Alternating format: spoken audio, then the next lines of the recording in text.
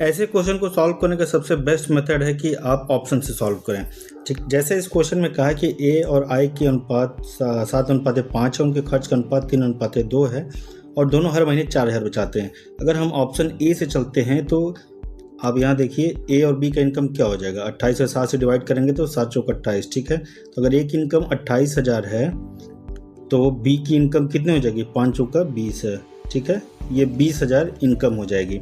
अब कह रहा है कि दोनों 4000 बचाते हैं तो आपको 4000 घटाना होगा जिससे एक्सपेंस निकल जाए। ठीक है, तो जब आप इसको घटाएंगे तो आपका आ जाएगा 24,000 और ये आ जाएगा 16,000। ठीक है, इन दोनों का रेशियो कितना आएगा, 8 दूना 24, 8 दूना 16, जो कि क्वेश्चन के अकॉर्डिंग रेशियो 3:2 का है। तो इस तरह से ऑप्शन ए सही हो जाएगा। लेकिन अगर हमें सॉल्व करना है तो वो भी मेथड मैं आपको बता रहा हूँ।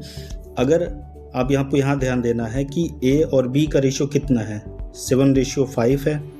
उनके एक्सपेंस का रेशियो क्या है, 3:2 है।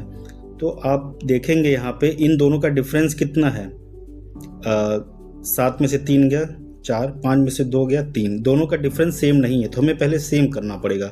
सेम करने के लिए इन दोनों के डिफरेंस से आपको मल्टीप्लाई कर देना। 7 में से 5 गया कितना आया, 2, और 3 में से 2 गया कितना आया, 1। तो आपको पहले इक्वेशन में 1 से गुणा करना पड़ेगा और दूसरे इक्वेशन में 2 से गुणा करना पड़ेगा। तो इस तरह से आपका रेशियो आ जाएगा 7:5 और ये 2 3 6, 2 दूना 4। अब यहाँ पे आप देखेंगे डिफरेंस दोनों का 1 आएगा। तो क्वेश्चन के अकॉर्डिंग 1 की वैल्यू कितना है, 4000 वो सेव कर रहे हैं। तो ए का इनकम पूछा तो 7 की वैल्यू कितनी हो जाएगी, 28,000। इस तरह से ऑप्शन ए सही हो जाएगा।